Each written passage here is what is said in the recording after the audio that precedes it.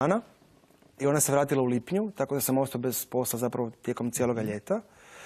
I negdje krajem kolovoza me nazvala žena sa Zavoda za zapošljavanje i rekla je da u osnovnoj školi Sesvetska Sopnica u Sesvetama traže za rodiljni dopust također zamjenu profesora rehabilitatora, te da sam ja jedini nezaposlen profesor rehabilitator na području grada Zagreba i bih li ja se prijavio. Ja sam bio, naravno, zvali su me kako se ne bi prijavio.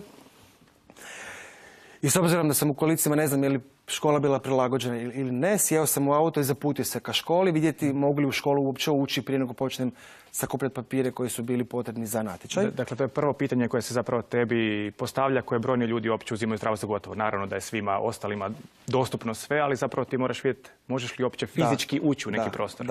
Da. Nažalost, da. I tako sam zapravo sjeo u auto, zaputio se u osnovnu školu Sesvetska Sopnica, vidio sam da je ravno, ušao sam unutra i pitao spremačicu zna li kome se mogu obratiti vezano za natječaj za profesora rehabilitatora. Žena je rekla, pokazala mi je ured tajničin. Ušavši u tajničin ured, ispričao sam tko sam, što sam, zbog čega sam ovdje došao. Žena me doslovno, ali doslovno uzela za ručke od kolica i odvela u ravnateljičin ured. Što se u principu ne radi bez nekog dogovora. Da, naravno. Kada smo ušli u ravnateljičin ured, tajnica je ispričala ravnateljici tko sam, što sam i zašto sam uopće ovdje. I ravnateljica je ushinula onako sva van sebe. Sven, bit će super za Svena. Ja onak gledam, nije mi ništa bilo jasno i pitam ravnateljicu, oprostite, a tko je uopće Sven? Na što mi je rekla žena da je Sven njihov jedini učenik u invalidskim kolicima i da bi vjerojatno bilo dobro za njega da ima nekakav profesor u kolicima koji radi u školi i da budućnost nekako vidi možda u meni. Pa u mojoj školi mi je najljepše što sam jako prihvaćen, što me prijatelji cijene, vole, cijela okolina, čitav kvart. Znači, i prilagođeno mi je sve okolo škole i u školi, od WC-a preko lifta.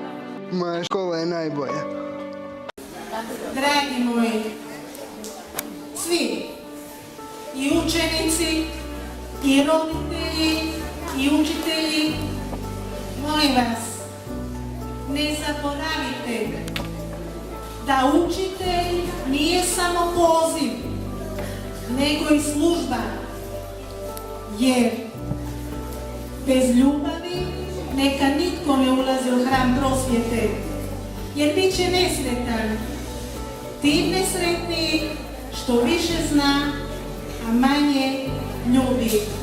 Draga ravnateljice, kako je ovo zadnji dan škole koji ćete provesti kao ravnateljica, od srca vam se želim zahvaliti u svoje osobno ime i u ime svih učenika naše škole.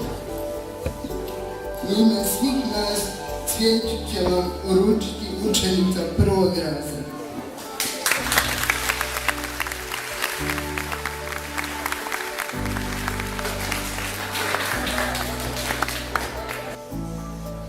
Češće sam ja učila od Svena, nego Sven od mene. Hvala ti, Svene. Važno je kakve tragove ostavljamo i po čemu će nas pamtiti.